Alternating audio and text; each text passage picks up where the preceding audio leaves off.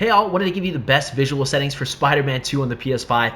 I spent a lot of time messing around with this, running around the world, testing some stuff out, what looks the best. And I think I found the perfect settings for you guys. It was for me. I improved the quality of the game a lot. Now, if you don't change anything in the game, honestly, it still looks so freaking beautiful. But I think there are some settings that are worth changing or at least checking out to see if you prefer it or not. So we're going to go do that. So if you open up your settings menu, or you click, start settings, we come down here to visual. You'll see under graphics here, we'll have two different modes here, performance or fidelity. Fidelity aims to, it targets 30 frames per second. So obviously less frames, it doesn't feel as smooth as gameplay, but the quality is slightly higher than performance, not by a lot, to be honest. It's very minimal from what I've seen. Performance aims for 60 frames per second. I've never seen it drop below this. It feels so freaking good, and the quality barely drops a little bit lower, but playing a game at 60 FPS is just so freaking nice. I don't know about you, but I prefer most of my games at 60 FPS or higher. So having a smoother gameplay experience with the fighting, the combat, the transitioning, having 60 FPS for that, and still looking incredible, I highly recommend performance, but that's up to you.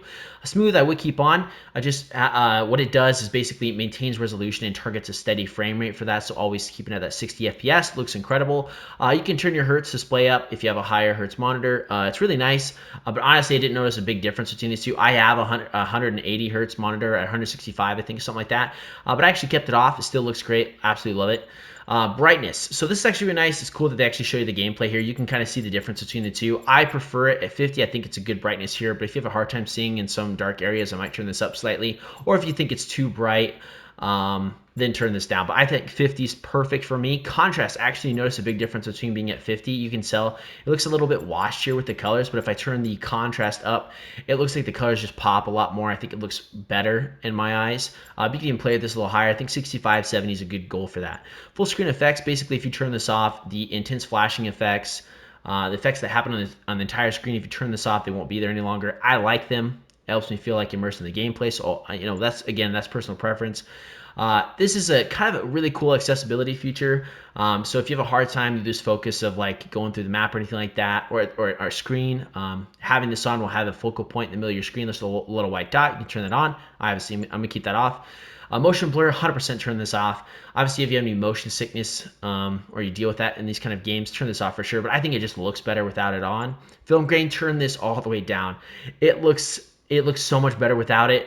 I swear by this setting in almost every single game. It just looks better. So I'd recommend having this all the way down, but again, play with it if you like. Chromatic aberration, depth of field, turn these both off. Basically affects colors and blurriness of stuff farther away at times, especially depth of field. I don't like to see stuff. I don't like them to change their color or blurriness from no matter how far away I am. I think the game just looks good by itself. I would turn these off for sure. And then there's some other shaders here, but I'd recommend just keeping all of these off. That's kind of all the visual settings that I'd really recommend messing with for the best quality and for the best visual in this game. It looks insane. This game is so gorgeous.